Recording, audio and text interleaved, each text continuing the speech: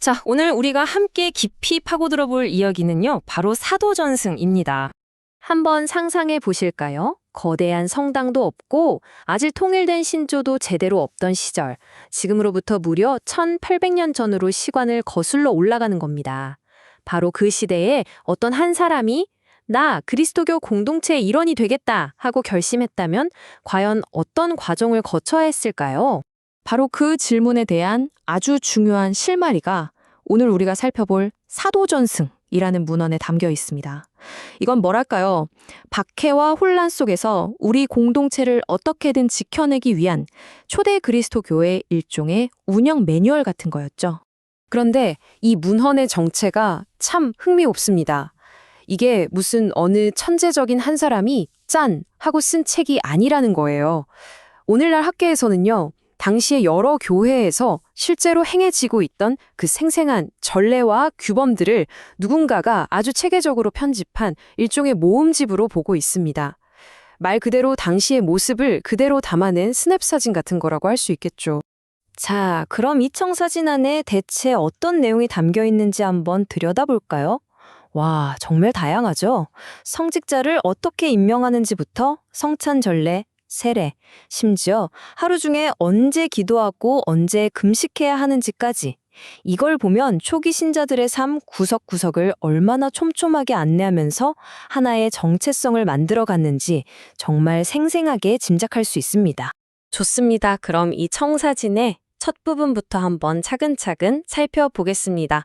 바로 공동체를 이끌었던 리더십, 그 구조에 대한 이야기입니다. 이 표를 보시면 가장 먼저 눈에 띄는 게 바로 각 직책의 서품 방식이 아주 명확하게 구분된다는 점이에요. 감독자는 모든 사람에게 선출된 뒤에 다른 감독들에게 안수를 받았고요. 장로는 감독자와 다른 장로들에게, 그리고 봉사자는 오직 감독자 한 사람에게만 안수를 받았습니다. 이게 뭘 의미하냐면요. 봉사자의 역할은 사세직이 아니라 말 그대로 감독자를 돕는 봉사직이라는 걸 분명히 한 거죠. 이처럼 명확한 역할 구분을 통해 초기 교회는 이미 굉장히 체계적인 위계 질서를 갖추고 있었다는 걸 알 수 있습니다. 그런데 여기 아주 특별한, 어떻게 보면 예외적인 경우가 하나 있습니다. 바로 증거자들인데요. 박해 속에서도 신앙을 지키다가 감옥에 갇혔던 사람들 말입니다. 이분들은요, 놀랍게도 별도의 안소 절차 없이도 장로의 자격을 인정받았어요. 왜냐하면 그들이 겪은 그 고난 자체가 이미 성직에 버금가는 명예라고 여겼기 때문입니다. 그들에게 믿음은 그냥 입으로 하는 말이 아니라 이렇게 고난을 감수하는 행동으로 증명되는 거였죠. 자, 그럼 이제 시선을 좀 돌려볼까요? 공동체 리더들 이야기는 이쯤하고 그럼 한 개인이 어떻게 이 공동체의 일원이 될 수 있었는지 그 길고 어쩌면 험난했을 여정을 한번 따라가 보겠습니다. 이게 정말 아무나 쉽게 들어올 수 있는 문이 아니었습니다. 먼저 심사관들이 왜 신자가 되려고 합니까? 그 동기를 아주 꼼꼼하고 면밀하게 살폈다고 해요. 그리고 직업에 대한 기준은 이건 정말 상상 이상으로 엄격했습니다. 우상숭배와 관련된 일은 당연히 안 됐고요. 심지어 사람을 죽일 수 있는 군인이나 당시 비도덕적으로 여겨졌던 직업에 종사하는 사람은요, 그 일을 그만두지 않으면 아예 예비 신자가 될 자격조차 주어지지 않았습니다. 그러니까 단순히 착하게 사세요 이 수준을 넘어서 세상의 방식과는 완전히 단절할 것을 요구했던 겁니다. 그렇게 힘든 심사를 통과했다고 해서 끝이 아니에요. 이제부터가 진짜 시작이었습니다. 원칙적으로 무려 3년 동안 예비 신자 교육, 그러니까 오늘날의 교리 교육 같은 카테쿠메나 과정을 거쳐야 했습니다. 3년. 이 시간이 단순히 교리를 배우는 걸 넘어서 자신의 삶 전체를 그리스도교적인 방식으로 완전히 뜯어고치는 그런 시간이었던 거죠. 이 전체 여정을 한번 쭉 따라가 볼까요?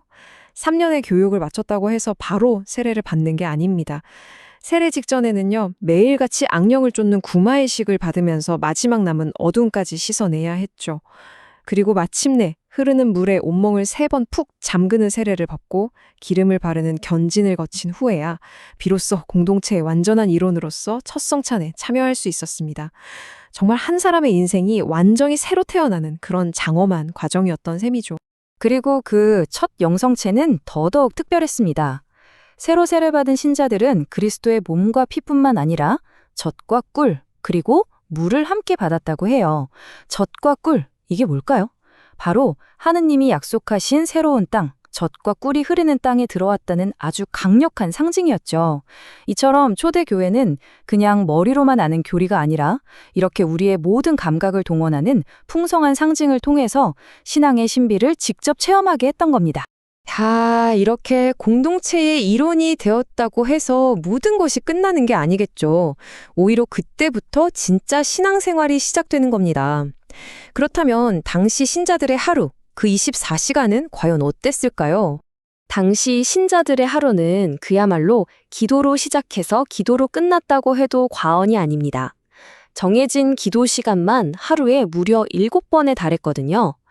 아침에 잠에서 깨자마자, 그리고 오전 9시, 정오, 오후 3시, 각 시간마다 그리스도의 순환과 죽음, 부활 같은 구체적인 의미가 연결되어 있었습니다.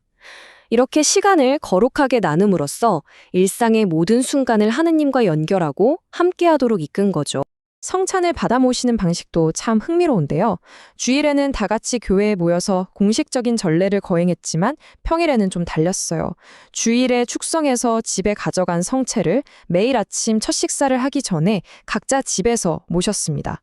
교회를 떠나 각자의 삶의 현장으로 돌아가서도 성찬의 은총이 계속해서 이어지도록 한 지혜라고 볼 수 있겠죠. 그리고 삶의 모든 순간에 함께하는 아주 실용적인 영적 무기도 있었습니다. 바로 십자성호입니다. 살면서 유혹을 느끼거나 어떤 어려움에 부딪혔을 때 이마에 십자성호를 그으라고 가르쳤어요.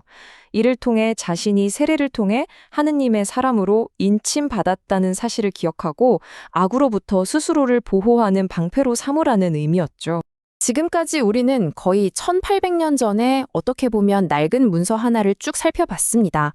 하지만 이 오래된 청사진이 21세기를 살아가는 우리에게 던지는 질문은 결코 가볍지 않은 것 같습니다.